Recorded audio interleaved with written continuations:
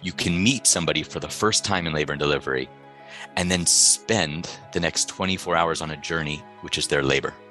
And you are privileged to share in one of the most critical and memorable life events of a family. And as such can become part of their oral history. And I took that really seriously. And I knew when I walked into the room, if I was breaking the ice with a joke, I knew that joke would somehow have meaning in their life later on, and how we interacted and how they navigated that process.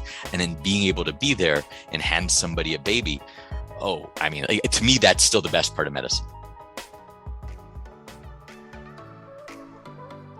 Welcome, Badass Manifester. I am so glad you are here. I'm your host and head coach, Ashley Gordon, master mindset and manifestation biz expert, founder of the Quantum Coaching certification, and multiple six-figure entrepreneur obsessed with empowering you to create quantum leaps in your energy, your life, and your business. This is the show to help you make magic your everyday normal, where the ripple effect is real and the guest experts are world class. My mission is to power your conscious and subconscious mind with manifestation teachings, business tools, and coaching techniques to put your potential into action. Consider this your weekly up level. Are you ready for quantum transformation? Let's do this. All right, everyone. Welcome back to the Badass Manifester podcast. Oh my gosh. Okay, this kind of feels surreal because I am interviewing my fertility doctor, the man, the myth, the legend, who actually got me pregnant, which is so exciting. So I'm really excited to bring on Dr. Peter Klatsky. He's the co-founder of Spring Fertility, and he is the IVF director at Spring Fertility, New York City, which is my clinic where I have been impregnated. So I'm really, really excited for you all to meet him. I've talked about you so much. So I just want to say welcome to the show and thank you so much for being here. Thanks, Ashley. And thanks for inviting me. It's fun to be with you. Yay. So I guess I want to kick off with the question of, I'm really curious, what made you passionate about becoming a reproductive endocrinologist? But before we go into that, I just wanted to ask you, I know you do this every day, right? You help people really create the life that they want. Ultimately, the big picture is creating their family and, that dream of becoming a parent. Do you take that in? I do. I love it. So my favorite part about my job are definitely my patients. And getting to know patients. And that's the greatest thing. So one, I'm fortunate to practice medicine in what I think is the most exciting dynamic field in the last 30 years in medicine. There's nowhere else in medicine that has transformed and changed as much, except maybe oncology, where they've made tremendous advances. But our field's just been amazing and so much happier, frankly, than oncology. And we get to know patients, and you get to know patients really well over a period of time and journey with them. And so I'm fortunate to work with terrific people, to work with terrific patients such as yourself, who make my job more rewarding just by getting to chat with you and learning about your life and what you do, both personally and professionally, which is really exciting. And then helping somebody, being with somebody the first time they see a heartbeat on the monitor, and there's often tears and joy, or just helping somebody navigate an experience where they are freezing their eggs and they come out and they say, wow, I feel so much more comfortable now, and I'm looking forward to my next date so much more. And I've had these amazing emails from patients. One of my favorites was somebody who emailed me about 7 months after she froze a bunch of eggs with us. And it was like, hi, Dr. Klatsky, I just wanted to let you know that, after I met, after we froze eggs, I started dating like I was 29 again. And Wow. It was amazing. And maybe this was more than 6 months. So there was a check-in at 6 months about, and I met this great guy. And then a year later, I got an email. And by the way, I'm going to be married in a Turkish castle. Oh my God. And then I had the opportunity for her and her husband to come back and use those frozen eggs and help them. So that's really sharing a part of somebody's life in a long-term way that started out in the reason that was also so touching was when she was going through that first process of egg freezing, she was going through a breakup. And when we met, she was dating somebody who probably wasn't the right relationship. And in the midst of it, they broke up. And there were a lot of tears there and frustrations and not feeling great. So to have that turn totally 180 and to be present in that part and get to know, and at the same time, she was having professional successes. And so, she made partner at the firm where she works. And so there's so the science of what I do is amazing. The ability to share in a project with my patients and ultimately see them through to this successful outcome, so gratifying. And also just getting to know people and really sharing their lives. And that's what's so unique about what we do too, because there's multiple touch points and multiple opportunities to just chat and get to know each other. That's what I love about what I do. I did not know that I wanted to be a fertility doctor until my late 20s. In medical school, the only thing I knew I did not want to specialize in was obstetrics and gynecology, which is my field right now. I was an athletic 20-something-year-old man who thought I wanted to do international health, solve malaria and work on reducing malaria incidents. I also was interested in the emergency room medicine and internal medicine generally. And then I fell in love with labor and delivery. Labor and delivery is a very similar process. So you can meet somebody for the first time in labor and delivery and then spend the next 24 hours on a journey, which is their labor. And you are privileged to share in one of the most critical and memorable life events of a family. And as such can become part of their oral history. And I took that really seriously. And I knew when I walked into the room, if I was breaking the ice with a joke, I knew that joke would somehow have meaning in their life later on, and how we interacted and how they navigated that process. And then being able to be there and hand somebody a baby. Oh, I mean, to me, that's still the best part of medicine.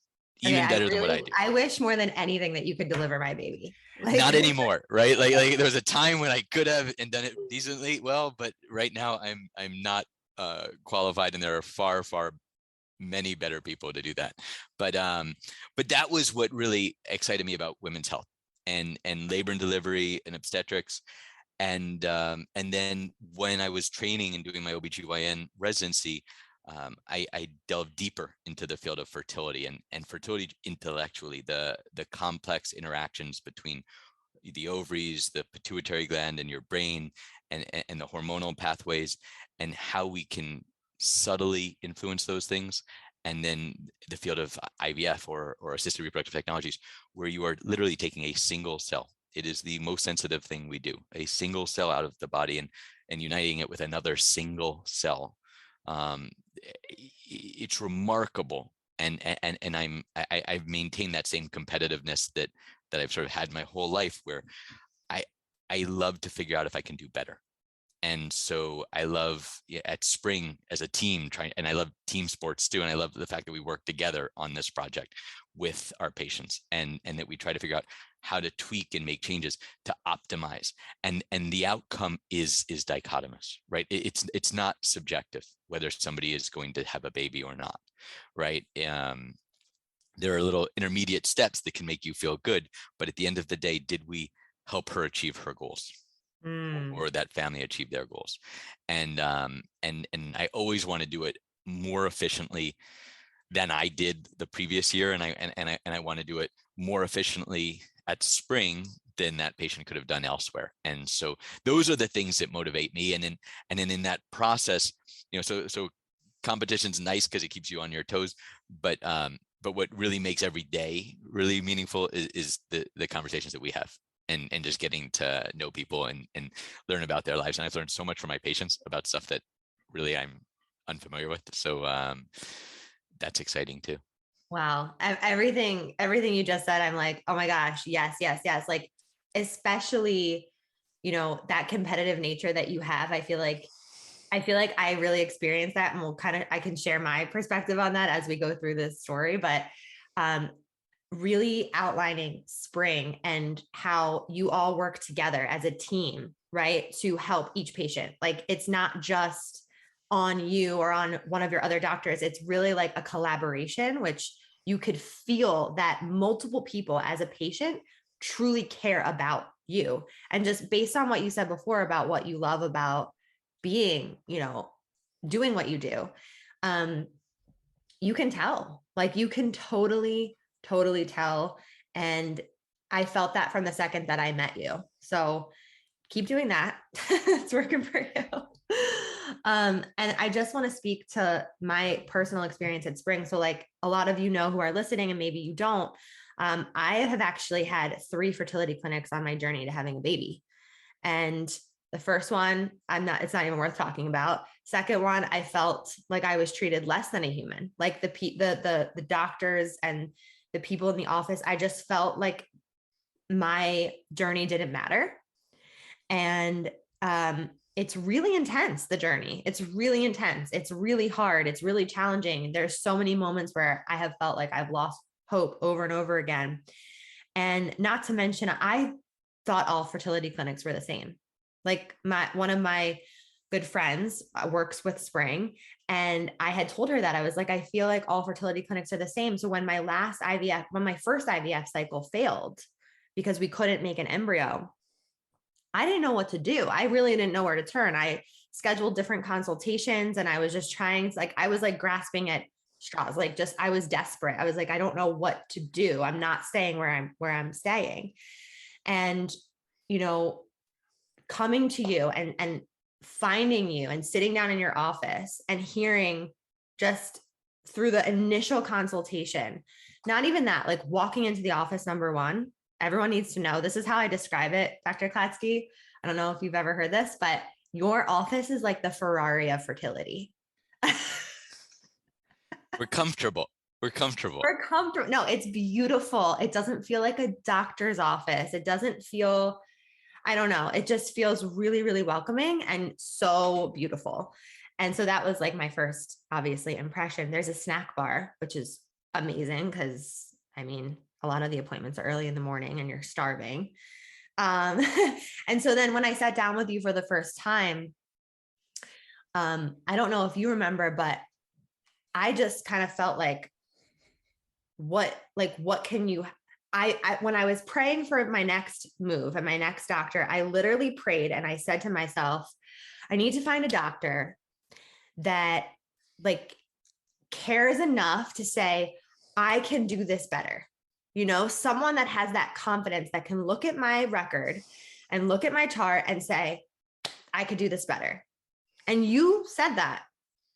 That sounds arrogant, but I know, but it's not arrogant. You didn't say it like that. You told me the differences that you would make, and I took it like, you can do this better. That's cool. So I appreciate that. I think that for us and for our practice, we love to see patients who've cycled elsewhere previously. Mm-hmm. So if if someone's coming to me with primary infertility and has never been through a treatment, then I'm taking my best practices and my best approaches and trying to figure out how to optimize with no individual data. In your case, or in the case of somebody who's tried IVF before, been unsuccessful, it's like a leg up, right? Because I can look and I can see, well, interesting, they didn't adjust your doses mid-cycle, and we believe that makes a big difference. And okay, let's look at the embryology, because it's not just, did I not get an embryo, but where did my embryos arrest, and at what stages were they sort of looking appropriate, and at what stages were things falling off? And there's a 6-day period that one can look at. And it really, I find it really helpful. So in your case, right, we could look together. We say, okay, let's look at the stimulation process, the medications, and then let's look at the other side in the lab and see if there's anything that we can tweak and how we can optimize. And it's that goal of incremental improvement, and then learn from what we have. And so I think that's critical to be able to access prior treatments and records too. What struck me as so different was just like I actually had a previous consultation with my first office, and they told me what they would do next time if I went with them again. Right. And then when I sat with you, it was a totally different protocol. It was a totally different way of going about it.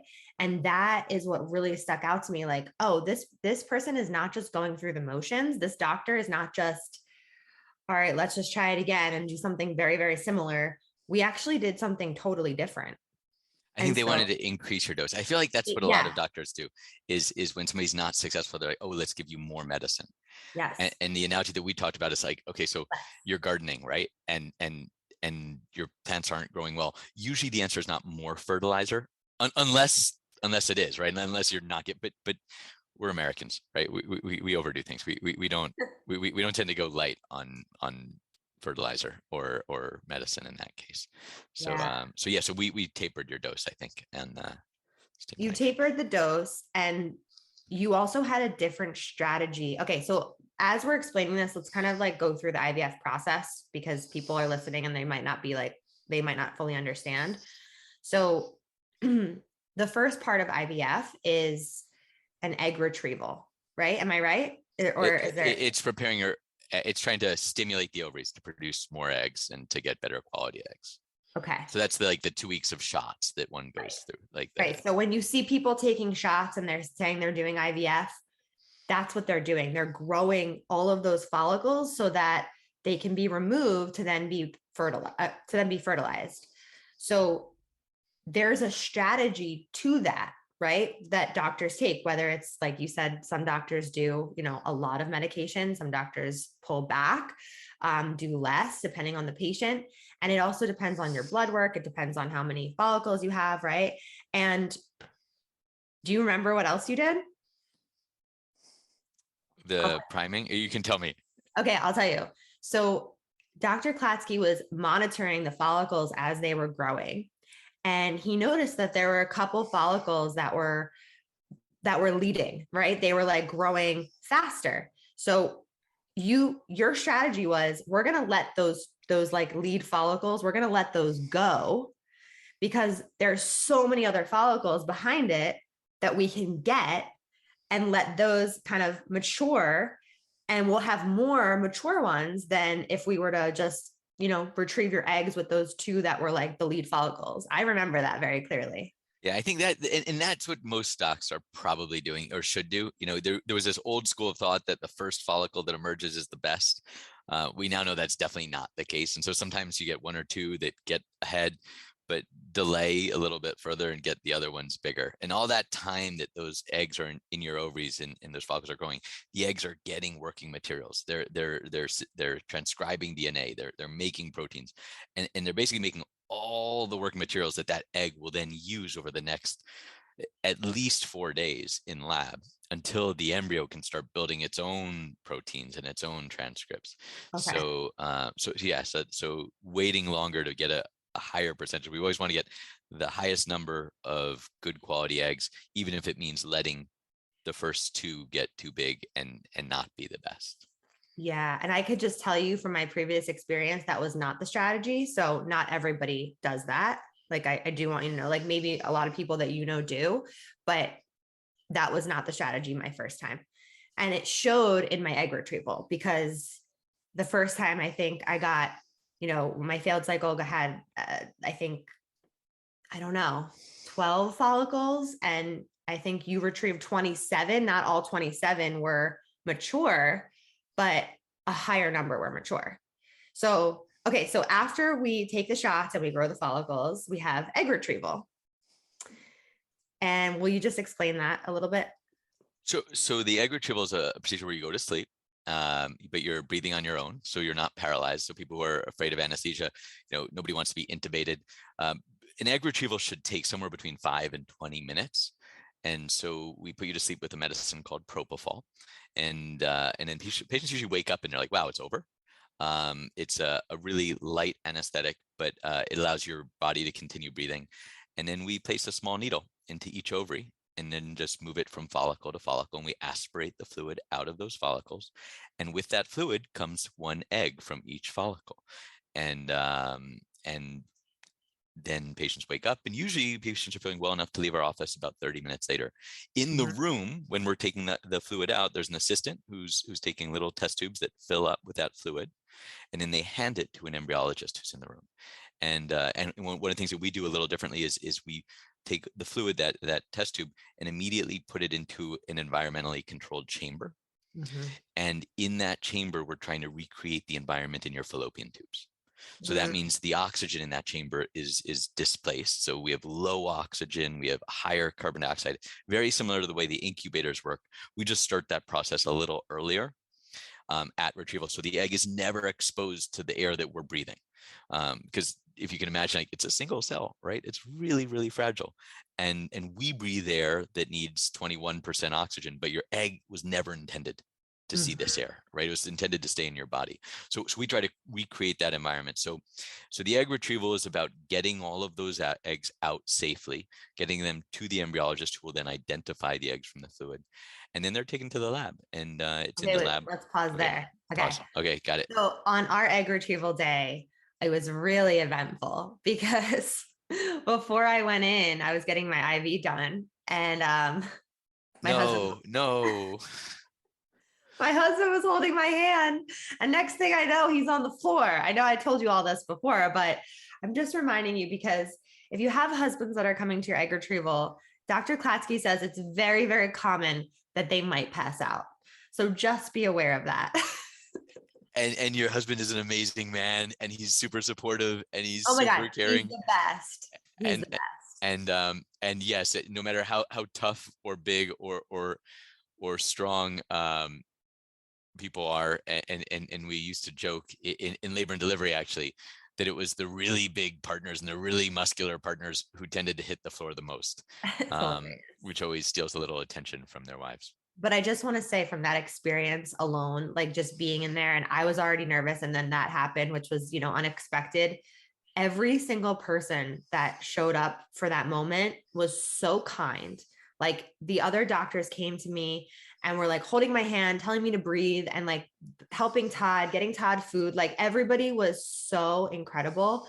And they put him in the room next to me. And not to mention the chairs that you wait in when you're like getting ready for this little procedure of your egg retrieval, they're like heated, or they're like they massage you, like they do crazy things, and your blankets are warm. Like it's such an experience, and it makes the whole difference as you're going through this process. Because for a lot of women, this is, if you go through IVF or if you get your eggs, if you do egg freezing, this is a process that you're going to go through. You're going to take the shots, you're going to have an egg retrieval to then freeze your egg. So regardless, you're going through this process. And I just think that every single little detail of it made such a difference in like how comfortable I personally felt, especially having something to compare it to.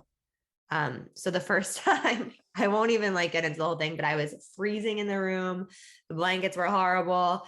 The anesthesiologist, thank God Todd wasn't in that room, but my blood like went all over my sweatshirt. It was as he was putting in my IV, it was a mess.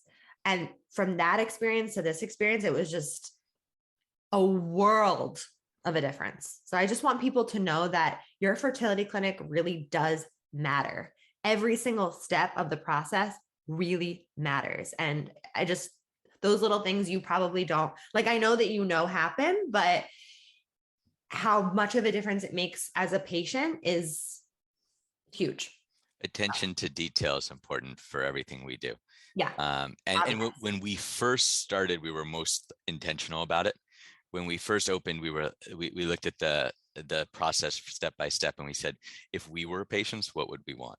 Yeah. Right. And that's what makes the difference, is just being like, okay, so if I'm in this chair, how do I want to feel? And Yes. why are we going to have a blanket warmer for patients? We're going to get a blanket when they come in, because that's going to make you feel better.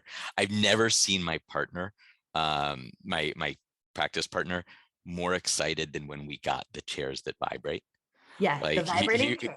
he was like, I want to show you something. And we were testing them out, and I looked at him, and he was, because they were more expensive than we wanted to spend for like a pre-op chair. Sure. But he like I literally, and I was with Nam, who's the other, our chief medical officer, and I was with him at his wedding, I was with him the day that both of his children were born.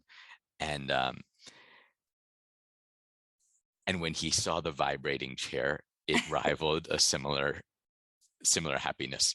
And so that was when we decided to get the vibrating chairs. And they're awesome. And so and the other thing that we do that we really care about is in that pre-op area. Whether you're in Sunnyvale or San Francisco or Oakland or New York, we try to they all face a window that goes into the lab, because we want people to see what's happening in the lab.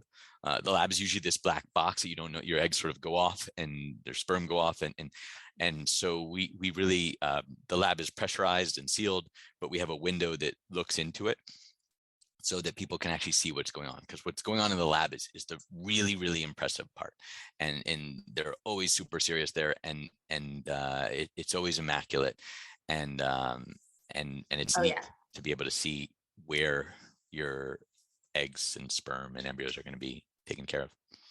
And I had no idea how much the lab mattered, going into having unexplained infertility. Like, I had no clue the journey I was about to go on and why the lab was so important, which I actually do feel like is why my first cycle didn't succeed, because I think that their lab was crappy, to be honest. But like, being able to sit in that chair and see into your lab was like, wow, this is so cool. It made me feel like really excited about it.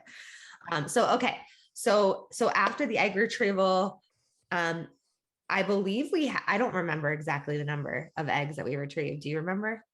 Probably not. Yes, we retrieved 27, but only 16 were mature. Okay, 16 were mature, which was higher than the first time. And I remember like afterwards thinking, oh my God, 27 follicles. Like, yeah. And it's very common to have a lot of follicles and then have a lot that aren't mature, which is totally normal, right? Totally. Yeah. Okay. So after you get the eggs, they go into the lab. Then what happens? So go ahead. So when you leave your office, and usually we get more eggs than you're expecting, because I'm sort of talking to you about what I expect to be the mature egg yield, because that's really what we care about. So the eggs are in an incubator for 2 to 4 hours, and then they strip the cells off to make sure that they're mature. The eggs that are mature will then be fertilized. And so a mature egg means that it's extruded one copy of each chromosome, so that it has 23 chromosomes, and the sperm have 23 chromosomes. You can put those together to create an embryo. And then that fertilization happens 2 to 4 hours after your retrieval. And then the following day, so the day of your retrieval, if you're doing ICSI, you find out how many mature eggs you had. The next day, you find out how many have fertilized. And then you get an update 2 days after that. And then 3 days later, 6 days is when you find out, okay, how many embryos did I actually get? And if we're testing them, how many are going off for analysis? Okay. The embryo itself doesn't go off for analysis, but we take a few cells from the embryo and send those cells off for analysis. So after they fertilize the eggs, they're not checking every day on the embryo. Like they're not checking on the cells every day, because they have to stay in like their incubator, right? Right. We check the one day after, we check how many fertilize. Okay. And then it's 2 days after that, we do a day 3 check, which is just really quick to see, okay, are they dividing and how many cells, and do they have fragmentation? So we grade the embryos on day 3, and then we don't look until day 5 and day 6 to see if they're ready for sampling. Right. So to compare my experience at Spring to my previous experience, first experience, day 1, they all fertilized. By day 3, they were cut in half. At Spring, day 1, they all fertilized. 16 out of 16. No. 13 out of 16. Okay, 13 out of 16. By day 3, 13 were still going strong. I think so. I'm almost positive. Yeah. He's looking. We're getting the real numbers here. Oh no, that's wrong. Yeah. So I would say 13. Yeah, 13 were going strong. 13 were going strong. And then by day 6, you guys, it is a wait. I'm not going to lie. You're like on your toes, waiting to hear for your doctor. Typically there's attrition, right? And so what we think about with our lab is, how do we minimize attrition? And this is the hardest part, because you start off with a lot of eggs, And typically, sort of industry standard, 75% will fertilize, 80% will fertilize. And then of those that fertilize, you'll lose some at day 3, and then you'll lose a lot usually on the way to the blastocyst. So it's not uncommon for somebody to start with, 12 eggs and end up with 4 embryos. And so, or fewer, and that feels really gut wrenching, getting that call. Totally. I just had a feeling that we were going to have more by day 7 on the first, or by day 6 on the first round. I ended up with 1 blastocyst, which is a potential, the start of an embryo. And at Spring, I had 7. I know, it was a lot. And I remember getting an email from you, and you were like, 7. Like, yes. That's when I knew we won. And I think our chances were really, really good. And then now 7, you need to test, right? And it's possible that half of them are abnormal, and that number that are normal is going to depend on your age. Right. And chance. When you say test, what does that mean? We're testing to see that they have 2 copies of each chromosome. So 1 from mom and 1 from dad. And so, so ideally, but occasionally what happens is when that egg matures, instead of going from 46 chromosomes and essentially spitting out 23, sometimes it spits out 24. And so that egg is missing a chromosome, or vice versa. It could have an extra chromosome. And those are embryos that are not going to develop into healthy babies. Most likely they won't implant, or they'll implant and have a miscarriage. And so by screening, right, we can get to the point where we're only going to put 1 embryo in at a time with a very high chance of success. So when we got our testing back, you called me and you said, I have the results. And I was like driving, I pulled over. I'm like, okay, I'm ready. And you told me that we have 2 healthy embryos. So I had 2 out of 7, and then 1 of them was undisclosed. Right? Undetermined. Yeah. And that was really frustrating. So about 1 to 2% of the time, you'll find out that the embryo, you didn't have enough DNA. Or the DNA amplified but irregularly, and the genetics company, when they're looking at that DNA, remember they're only looking at like 3 to 5 cells. They just couldn't make a confident call. And so that was, so that very well may be a healthy embryo, but really we need to resample it in order to determine that. We have a wild card. You have a wild card. Plus two normal, 1 that's now cooking. Correct. 1 that's now cooking at 22 weeks tomorrow. And this baby's moving around like crazy. Every day I feel the baby moving around every single day. Do you know the gender? I do know the gender. I haven't. Does Todd know the gender? Yeah. Okay, good. Okay. Yeah. Because you said edit. Okay. I couldn't remember if I told you. I make a point never to know the gender because I never want to screw up. Oh, okay. Unless so now I know your gender, but yes. On that call though, when you called me with the results, you said to me, would you like to know the sex? And I said, I just want to know one thing. I want to know if those 2 embryos are the same sex or opposite sex. And you said they're opposite. They're opposite. And yes. I was hysterically crying. I was like, oh my God. I was so happy. Because you want 1 and 1. Yeah, of course. Yeah. And then it's like a weird thing that you're in, because like for me, if you have 2 that are healthy and then 2 that are opposite, it's like, well, what do you choose? And I was literally losing sleep over it. So what's the recommendation for people that have, multiple embryos and they don't know which one to put in the oven? So either, if somebody has a gender preference for which one they want to put back first, that may guide them. And if not, I always leave it to the embryologist. And the embryologists usually have little notes that we don't even see, about like transfer this one first if you have to choose. And so, and they have grading that goes into the embryo, and the grading is very helpful, but it's not the end all be all. Like a AA grade embryo, we might be giving you a 70% ongoing pregnancy rate. BB embryo, maybe we're saying 55%. So that's sort of the range. There's about a 10 to 15% range depending on the grades. And usually I'll let the embryologist decide. Wow. Okay. That's cool. And if people have options where all their embryos are super high graded, the embryologist might look at you and be like, you look like a girl mom, or you look like a boy. I'm just kidding. Maybe I mean then they look into, well, what day was it frozen on? Okay, how did it look on day 3? But there's so much we don't know. And Yeah. so I generally don't think that we can articulate well Yeah. enough. Um, I think in the future, so something that's going to be coming down the road in about 10 years is I think they'll be able to get at genetic risk for certain diseases that we can't measure now. And I Wow. do think it'll be, we're running, and I'm not sure how I feel about this. Like I do think we're running a risk or um, of being in that Gattaca situation where you say, well, this embryo has a 60% chance of having heart disease by age 60, and this one has a 40% chance. And then you might put the 40% chance instead of the 60% chance, all other things being equal. That also is contingent upon people having lots of embryos to choose from. And not everybody has lots of embryos Yeah. to choose from. Yeah. So but that is an interesting crossroads that we're Yeah. nearing. Yeah, Wow. That just adds so much more pressure to the decision. totally. But at the end Yeah. of the day, we want a healthy baby, and we know, and that's really our focus, is just getting a healthy baby. Yeah. And having the genetic testing done definitely made me feel more confident in the process of, like this is gonna work. And, we had bumps in the road along the way. We found out after we had, healthy embryos, I was like, all right, let's transfer these, let's do this. And then I had to have a little surgery because Dr. Klatsky is, I want to say, are you a perfectionist? Would you say that you're a perfectionist? In this part, I am a perfectionist. Yeah.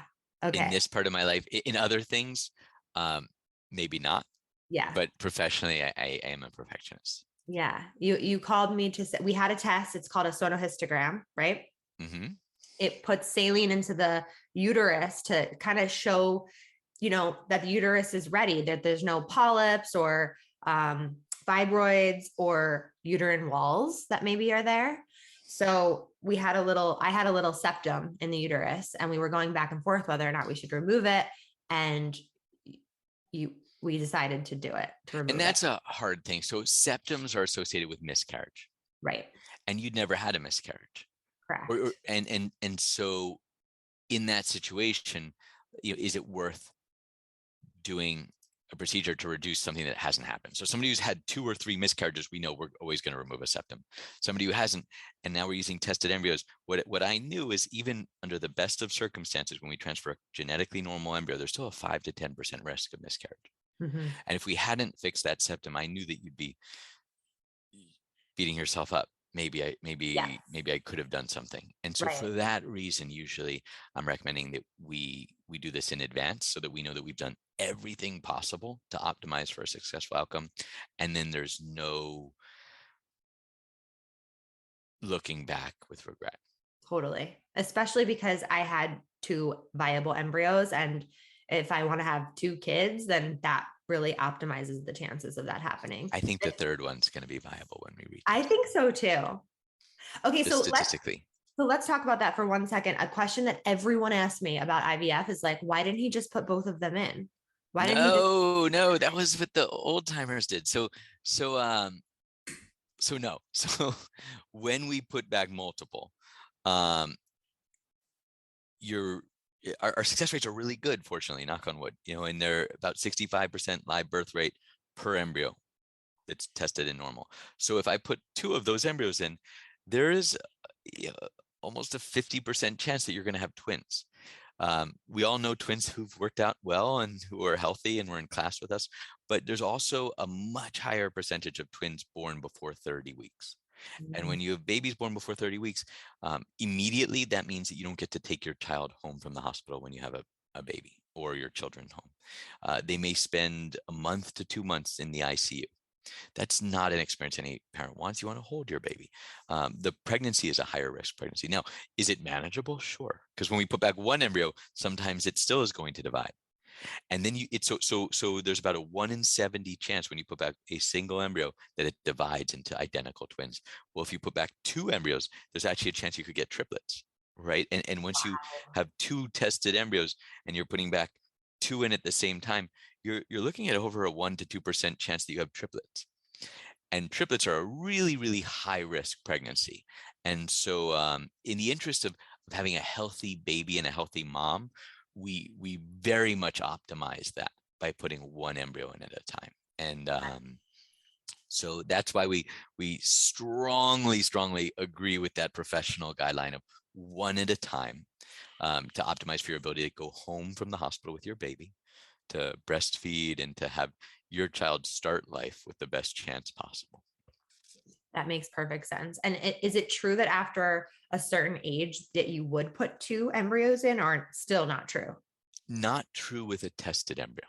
Okay. So when it's tested in normal, age disappears. So the chance of a 30-year-old and a 45-year-old with a chromosomally normal embryo should be the same.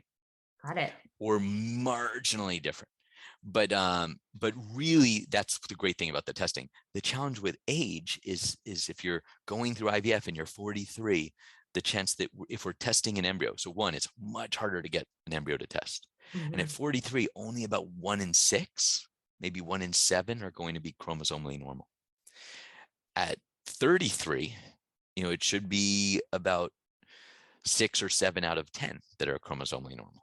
So that's the challenge, And I think that was also a little surprising for you, because at the time I was 34 and we had 2 out of 7, possibly 3 out of 7. Yeah, we'd say 2 out of 6, which is lower than we would have expected. And then we have a 7 that's a question mark. Yeah. So, and the other thing that's important to know about this test, it's a helpful test. It's not a perfect test. And we know that there's a 4% false positive rate. And what that means is we're taking a few cells from an embryo, and that embryo has 100 cells. And so we're taking a few cells from the outside, the part that's going to become the placenta. And when we take those few cells, it's possible that we happen to be sampling a few cells that are abnormal, while the rest of the embryo is more normal. And that's called a false positive rate. And we know that about 4% of the embryos that we're calling abnormal are probably normal. Interesting. But we don't have a tool to solve for that. And so that's a real challenge, and a limitation of the field, because and that's called a mosaic embryo. So if that embryo at 8 cells makes an error in dividing, then there's going to be a group of cells that are abnormal, even though the 7 out of 8 are still normal, and that would probably be a healthy baby. So the test is good and it's helpful, but it's not perfect. Okay. That's good to know. And also, man, because there were some high graded embryos that weren't normal. I know, it's tough. And we can talk about that one another time, but that is a challenge and a limitation. And we're constantly trying to innovate and reduce that risk, and reduce the risk of calling a normal embryo abnormal. Oh, okay. Yeah, that makes sense. So after we had that news of okay, we've got 2 embryos, I had that little surgery, we were moving on. And honestly, that uterine resection, it only pushed us back 3 weeks. So it wasn't that crazy. So if you have something come up during your process of IVF, just trust that it's for the highest good, and it's going to get you closer to your goal. So after that, we prepped me for transfer. And you were pretty disappointed about the delay of that month at the time. And I'm glad you said that, because you got to keep that long view, right? You a 1 month delay, well, it feels like, gosh, I've been waiting so long, I'm finally here, I just want to wait. Better to optimize everything and make sure that you have your best chance, even if it means a 4 to 8 week delay. You don't want to look back and have regrets. Yeah. And this is why everyone needs to go to Spring Fertility, because they will help you optimize everything. Really, truly, I can't say it enough. And all doctors, and not everybody's going to be near where we are. Not everybody's in New York or the Bay Area. And so just make sure you have that honest conversation with your doctors. And it's really helpful when patients also articulate, hey, I want to know that I've done everything. Do you feel comfortable? And doing everything doesn't mean every test. There are some tests that I really strongly disagree with. So things we don't do mock transfers. We don't do the ERA test or receptiva. These are tests that people do that we really think add little to no value, and sometimes can result in diagnoses that are incorrect and actually lower your chances in the case of some of these tests. So over testing is also not good, but having a good communication with your physicians to articulate what your goals are, and make sure that if you have questions, that they're getting answered. That's key. That's really, really key. And I can honestly say every time I had a question, you sat with me and you answered it. And if you weren't there, a nurse answered it or another doctor answered it. Like it was so easy to get all of my questions answered. And sometimes I would come in with like, notes of questions. So We it's have really, amazing nurses and yeah. amazing patient navigators, and they make us look good. Like they Oh make, my ever God. since we opened, man, my very first nurse is Helen Timon, who I Shout out swear to Helen. God, Helen made me the best doctor and like possible. And without the great nurses who I've worked with, whether it's Ellen, Nina, and patient navigators like Kelsey Yeah, and Kelsey is amazing. Catherine and now Narissa, um, I'm just so lucky. There's so many great nurses who have at different times been a part of my team. Right now, you probably worked with Kristen or Akiko, and Yeah, oh, Kiko is amazing. Oh my God. they're so committed, and the relationship between the doctors and the nurses is really critical. So we have really great communication, and they are equally important to your physicians in the Yes. process. And I think that for me personally, like at, my first round of IVF at another clinic, I I felt like there was like a lack of communication because I felt like there was sometimes confusion about my chart or my protocol or like what was going on. And I felt every single time at Spring, everybody was on the same page. It was fluid.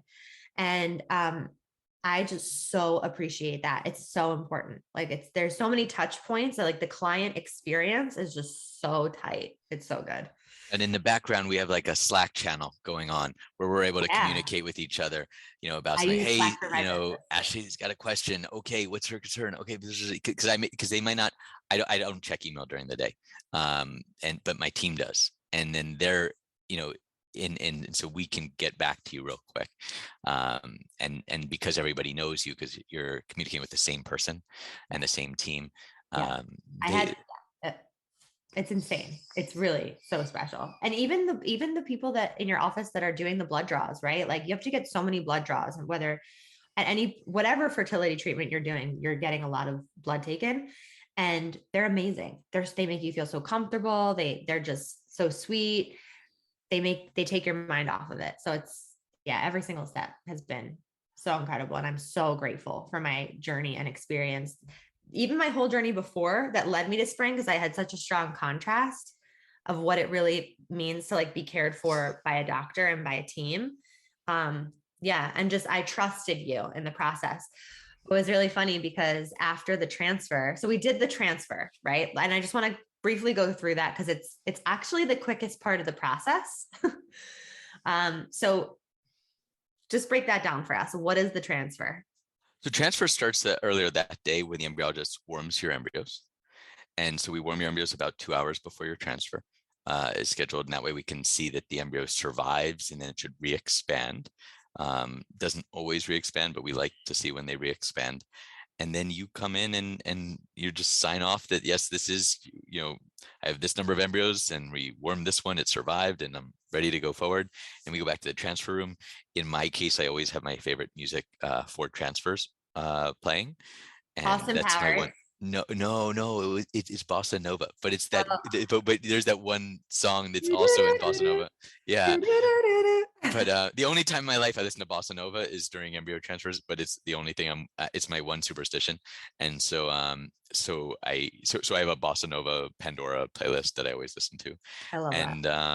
and then it's really, really special. And this is, when I said that delivering babies is one of the best things in medicine, I think in our field the embryo transfer is one of the best things and best moments that I never get tired of, because we literally get to see on the screen behind us, or behind me, and that you guys get to watch, is the embryo itself being drawn up into a tiny little catheter on the other side in the lab. And then into the room walks the embryologist with that catheter, and we're able to place it into the uterus. And we sort of use a test transfer catheter before then to create a little tunnel through the cervix, so that as soon as that embryo is in the room, it goes into your uterus. And then sometimes you see a little bubble flash, and sometimes you don't, but that flash or bubble is signifying where the embryo is, because the embryo is right in front of that. And then you have to trust that it's in there. Yeah, I know. And I so, know. but it's hard, right? Because these are microscopic cells. So one can't be sure that they're there. So after the embryologist actually, after the doctor transfers the embryo, he hands back that catheter to the embryologist. The embryologist then looks under a microscope to see if he can see the embryo attached to it or if it had gotten caught.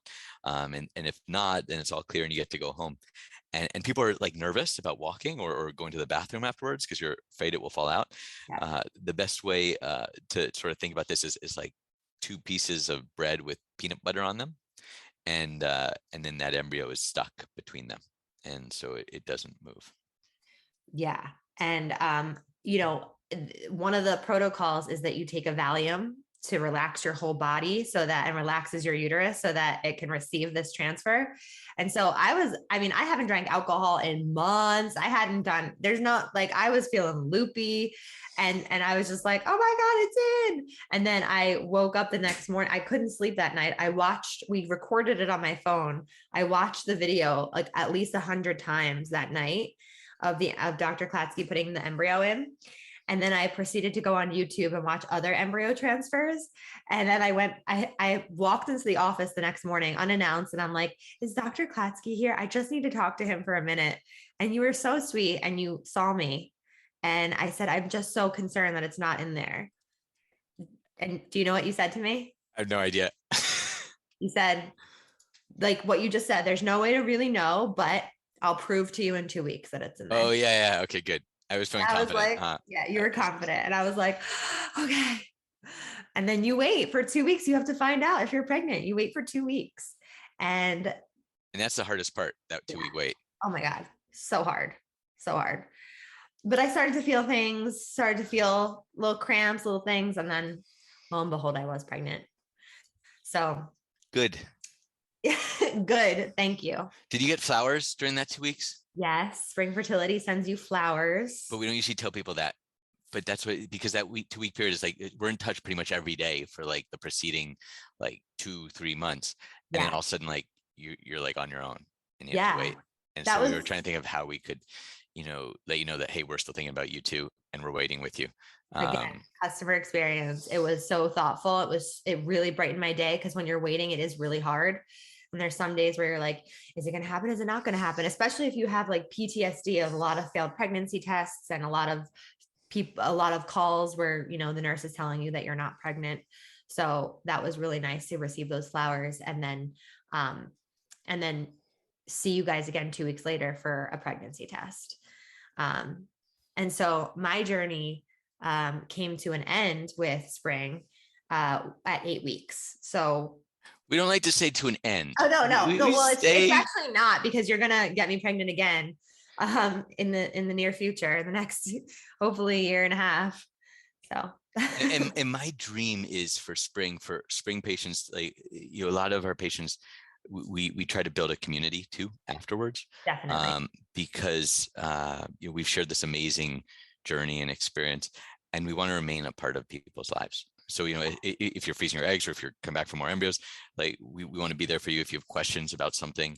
A lot of our patients were very anxious and upset after the recent court rulings, and we had a panel on how, a post-Roe world may affect fertility care.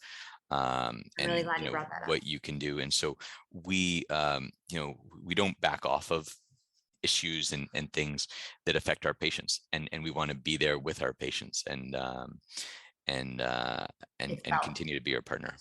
It's totally felt. And there's so many community events and live videos that you can tune into on their social media and all of that.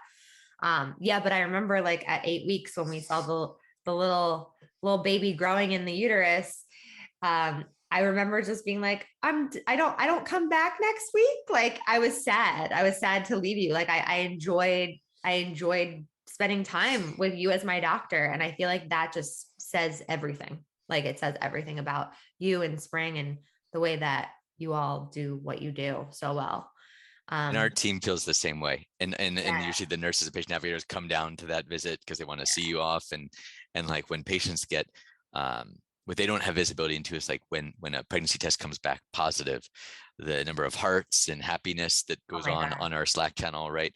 That our people are celebrating. And then on the other side, when it's not, a positive outcome, there's a lot of heartbreak on our side, and we're all, upset, sharing that pain, because it's not always, our pregnancy rates aren't 100%. We try to make them as good as possible, but there's 100% care, right? Yes. And so Yes. that, if we don't, we're still with you, and we're still, okay, gosh, that's terrible. Hey, who's gonna call first? And like, and people know, like, I want to make that call if, that's the case. Yes. And then how do we get back on the horse and get to that successful outcome? Yeah. I'm so glad you said that. So that was my journey. And I know that everyone has different journeys, and an amazing journey it's been, for sure. And so I just want to kind of talk about fertility as a whole and do like some education. What would you say is the average age of women who are freezing their eggs and undergoing IVF?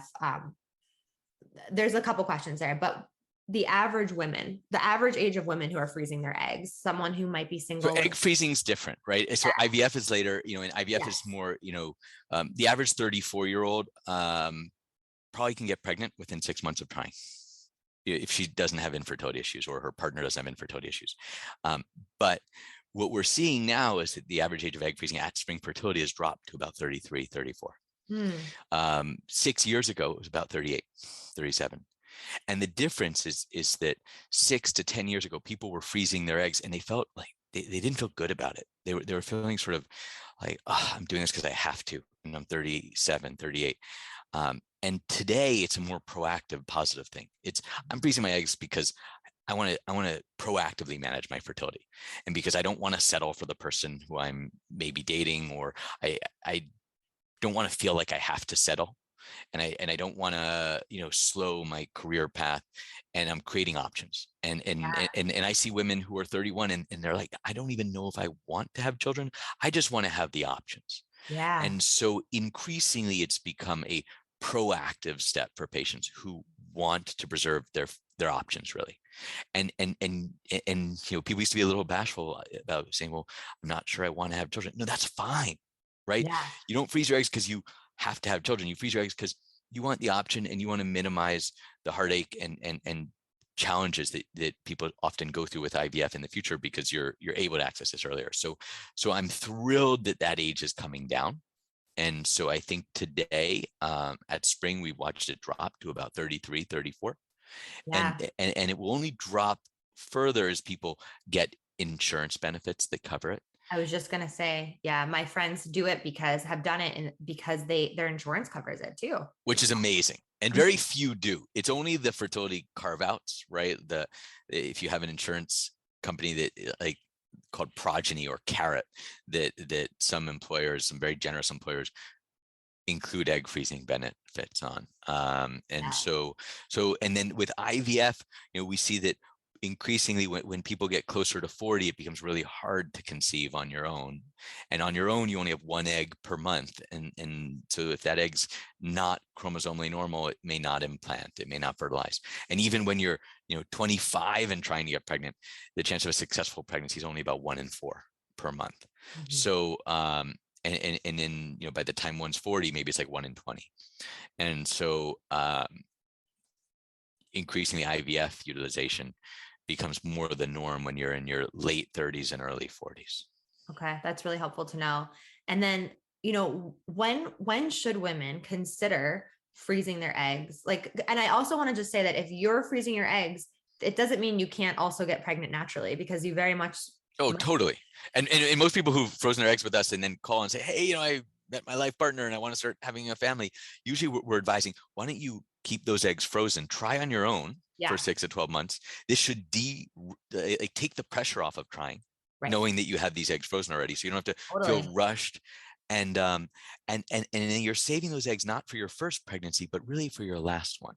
Because it's always the last pregnancy that's the hardest, right? Because people think of it like, oh, I'm going to start my family at age 38. Well, if you're starting your family at age 38 and you ideally want 2 children, you're probably trying for your second at 40.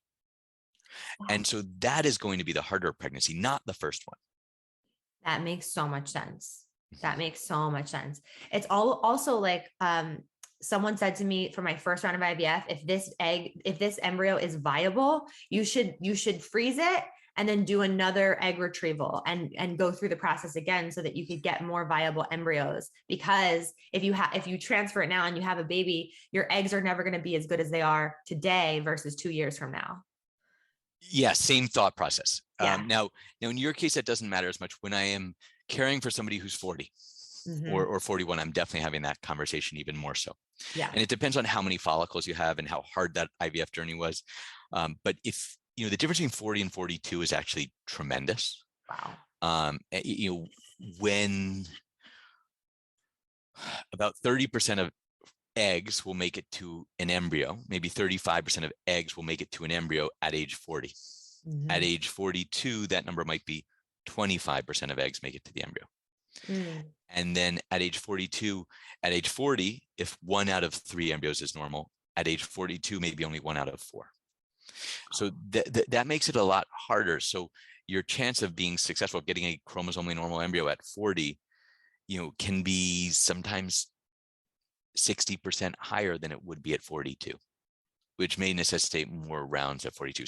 So definitely that's a real consideration, particularly as you get into your later reproductive years, like 40 and above.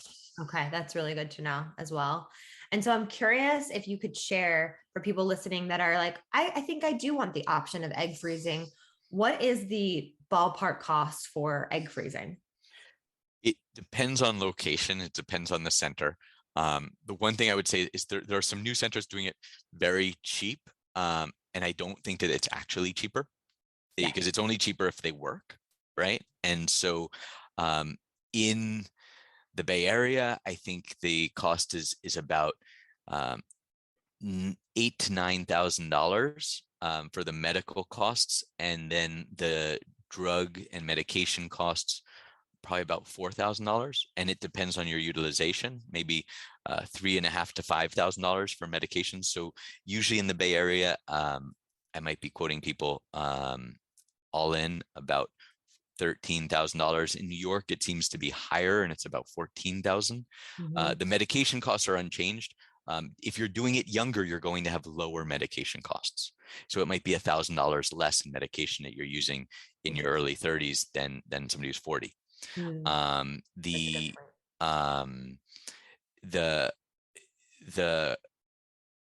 one of the things we do at Spring is we let everybody who's freezing their eggs use a payment plan once. We're not a bank, but a payment plan with 0 interest. So so you can pay over I think it's like 40 months and like $240 a month, because people doing it younger, you're more likely to benefit, right? But when you're younger, you have less savings. And so, and then the companies that give you loans for it, they tend to charge you really egregious interest rates. And so, we don't want to be in the position where people owe us money, but we do let egg freezers do it once. Yeah. You guys have thought of everything. And there are companies out there that will loan you for IVF. Because I remember for IVF, I was thinking to myself, how can the people afford this? Like, this is wild. But there are companies that do loans, but the interest tends to be higher. So that's awesome that you guys do that. Even if you're like a great credit risk, like even if you're which is why we did that, because it felt so like when we were talking to these groups, we were like, and they've gotten a little better. I think Future Family does a better job. But usually like financial instruments, there's like so many people taking a cut at each stage. And so it just felt like, wow, you were taking somebody who, they're probably they're going to pay this back. And yet you're charging really, really high rates. So I think people that do move forward with egg freezing and then end up using those eggs that are frozen, I don't know if everyone realizes, but then you're moving on to IVF from there, right? I never knew that. Like, and that's why it's so important. I mean, you were saying, oh, it's really important where you do IVF. I would say it's even more important where you freeze your eggs, because as hard as IVF is, and what we just talked about is like, there's attrition and it's not a guarantee and there's a loss rate. Like, now introduce into that, we're going to take those eggs. Imagine if I said, before I fertilize your eggs, I'm just going to freeze them and then warm them.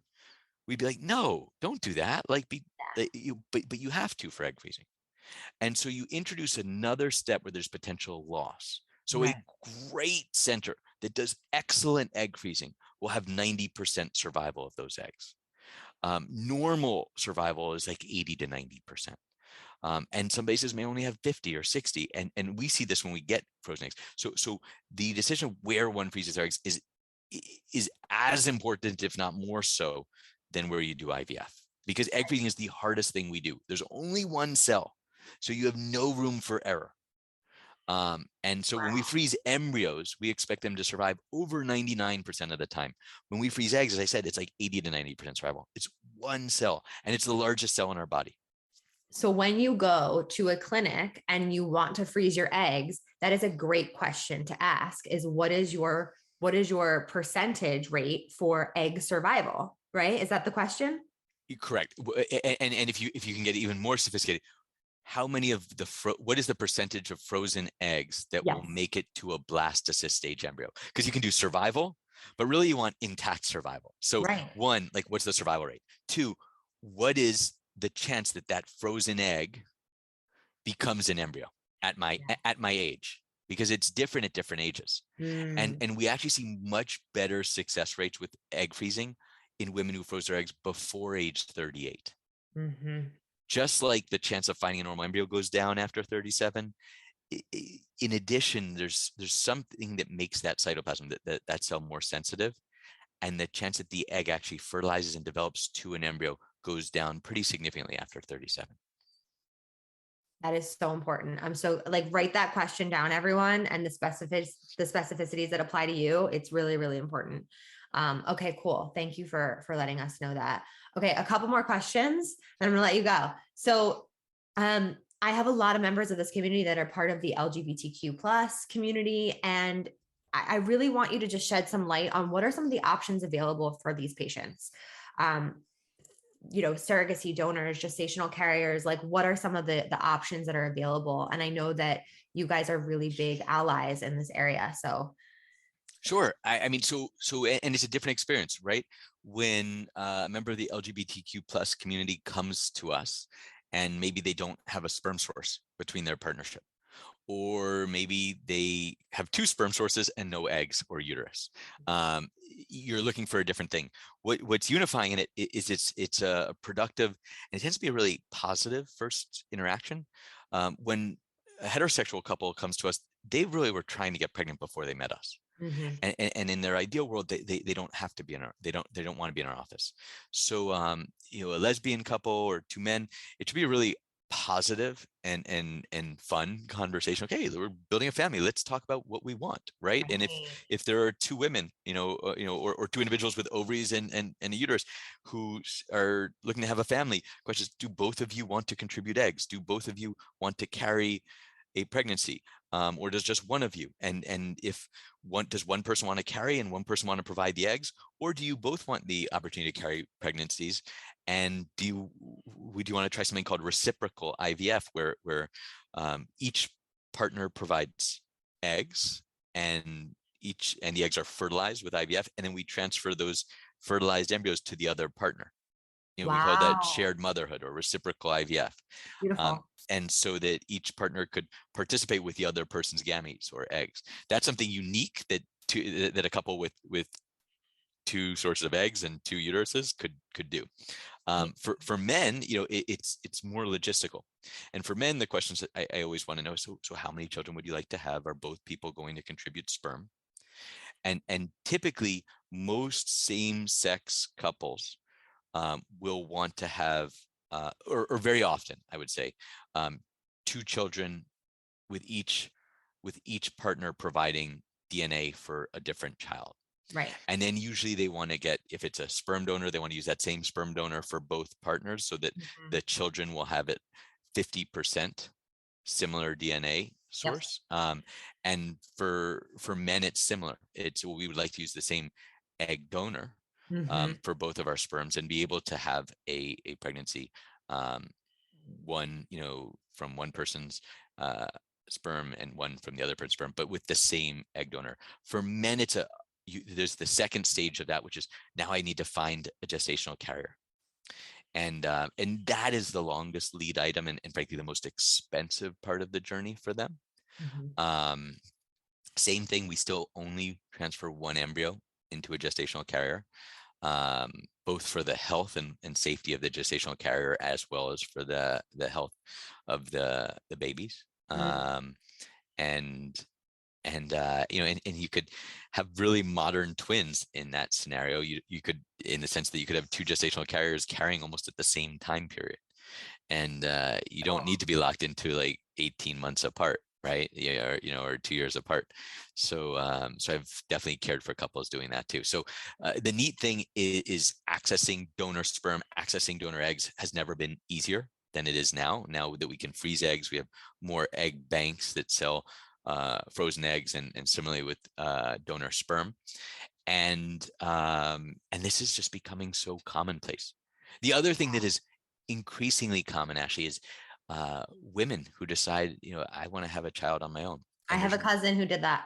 really strong communities there, and that might be as easy as just accessing donor sperm and doing an insemination, an IUI. Yes. You don't I would love necessarily to need to just do touch on IVF. IUI too for same-sex couples, and for what you're speaking to as well, like someone who wants to have a child on their own. For an IUI, can you just go over that briefly? Yeah, so IUI means that we're putting sperm in the uterus. And Right. for somebody who's primary, if you have two women or female sex, two individuals with ovaries are trying to have a baby, they may not have had sperm exposure. You may not need to do IVF. So we could just take donor sperm, place it in the uterus around the time of ovulation, and we should have a good chance of being successful, just like under natural conception. Occasionally, we combine that with pills, and the pills cause that person to release more than one egg, but that does have the risk of twins. It does. And I've done 6 IUIs. So I know all about IUIs, but I think a lot of people maybe don't know about them. So it's a great option as well. Where would a same-sex couple start? Right. So like, would they start with some testing? Because I know that, figuring out if you're women, what your AMH level is, like what your egg reserve is like. That's important, right? Well, I think egg reserve is really important if you're thinking about freezing your eggs or you're going to do IVF. For IUI, AMH or egg reserve will not predict your success. Okay. Right? Because you only need one egg. Okay. So if you're doing a natural cycle IUI, then frankly, whether your AMH is low or not, but that may mean don't delay, because if that doesn't work, our chances with IVF are lower. And that's where so when we're talking about egg freezing, a young woman who's thinking about, should I do this? The first step, just find out your ovarian reserve. If you find out it's because you may be 30, which is young, but have a low ovarian reserve, okay, then that might expedite when I choose to freeze my eggs. Yeah. So I wanted to touch on that before. So I'm glad you're bringing that up.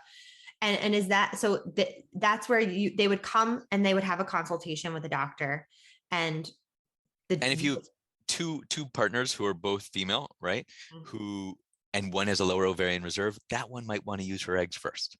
Okay. And that might help inform that decision over who should get pregnant or whose eggs should be used first. Just like a woman who's thinking about egg freezing and finds out her ovarian reserve is lower than she anticipated.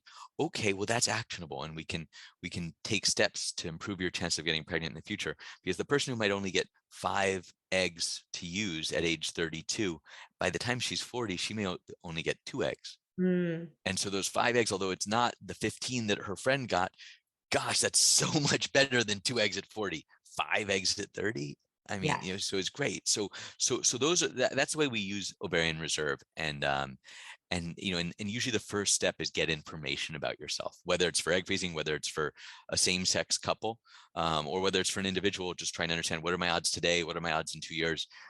Getting information can help you sort of create your own timeline. I would say that's the first step, and to book a consultation at a fertility clinic just to start gathering that information. It's just so helpful to know about your body in general. Like, there's nothing, I think that for some people, like reaching out to a fertility clinic could feel like, oh my gosh, I'm going down this whole path. I know I felt that way, but it's actually just really, really good, because it gives you knowledge, and knowledge is power. And we do something, we just introduced something where women can get an AMH and an ultrasound. If they don't want a full consultation, they just want to sort of know, where are my ovaries and what does that mean? And so it's a short visit. It's a blood test and ultrasound with a follow-up, just to be like, okay, hey, what does this mean for me? And you don't need to do the whole consultation. And we call it a know your numbers appointment. And so we're doing that in New York right now. Oh my gosh, that's amazing. Amazing. And how would they just call the office and schedule that? Exactly. And I don't believe insurance would cover it because there's not a referral for it, but it's about $149. And that way you can get, it's just, if you're not ready to speak with the doc and you just want to sort of know, okay, where am I in this process? Because the AMH is a blood test. It's good, but it's not as complete as an AMH with an ultrasound where you can see how many follicles are in my ovaries. Yes. Okay. Okay. That is amazing. So can you also just share the locations of all of the Spring Fertility clinics? And we have a large sort of quote unquote flagship in Manhattan by Bryant Park. It's And then, amazing. Highly recommend. and we modeled ourselves more after One Medical than a Ferrari, right? Because Ferraris seem like a bunch of guys with like complexes. Ferrari fertility, it rhymed in my head. Yeah. And then in San Francisco, we have 2 offices in San Francisco, an office in Oakland, California, and also Sunnyvale, and then satellites in Redwood City and in Danville, which is the East Bay. And we also have a wonderful partner clinic in Vancouver, Canada, that is called Genesis Fertility instead of Spring. But Dr. Kashyap is there and she's wonderful. And we merged because of our shared commitment to quality. So amazing. So if you're in any of those areas, I highly recommend, just reaching out and seeing what your options are and getting some questions answered. I can't speak highly enough about my experience, obviously. You're very sweet. Thank you. You're very sweet for getting me pregnant. So I have to ask you, I ask everyone, what makes you a badass manifester? And I feel like I know the answer for you, but if anything's coming through that you want to say about that. I don't. I'll tell you that. I try my best and I love meeting patients. Yeah. Yeah. And I mean, I think what makes you a badass manifester is your care and your compassion and your ability to help women achieve their dreams of really like becoming a mom, a dad, a family, whatever, the whole thing, a family. It's amazing. I'm so grateful for you. I feel like there's so much more to talk about, but I'm just so happy that we had this conversation. This has been a long time coming, and it feels very full circle to have you here. And being more than halfway through my own pregnancy, it's just like, wow, this is happening. So awesome. Great. Awesome. Yeah. Well, maybe we can do a follow-up after you have a baby in your arms and we can have the baby join us. Yeah. That'd be fun. That would be so fun. That'd be so fun. Cool. So yeah, everyone, thank you so much. Where can they reach out to you? Like, there's a website, right? There's a website. Anybody can email us at hello@springfertility.com. Our website is springfertility.com. And their Instagram. And we have an Instagram, and that's probably Spring Fertility. Yeah. And what I think makes me a badass manifester, I'm gonna actually answer this seriously, is my team. And my team, and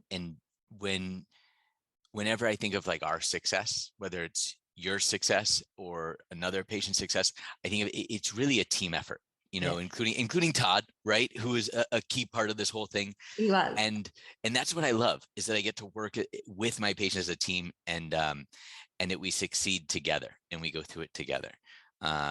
Because you did all the hard work. I just was guiding you, and so it was a team effort. Team. Awesome. Team effort. So email us at hello@springfertility.com. And you can find us online at springfertility.com. Yeah. Too. And when you hear this episode, tag Spring Fertility, tag me, let us know what your biggest takeaway was. And again, if you have any questions, you can always email them, and you can always reach out to me. I'm happy to share more about my experience and anything that I can answer for you. I feel like I kind of am a fertility expert at this point, but awesome. You're more of the expert. So yeah, we both can be.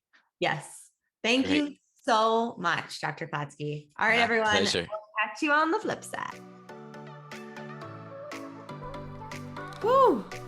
We did some work today. Thank you so much for listening. You know I love my BAM fam. If this episode resonated with you, please share it with someone who you know would love it too, because we live for the ripple effect over here. And how can you best support the show? Make sure you're subscribed, hit the 5 stars, and leave a review on iTunes, and let me know how the podcast has impacted you. I love being part of your real-time journey, so screenshot the episode and tag me and my guests on Instagram at ManifestWithAsh. Now say it with me. I am my own power source.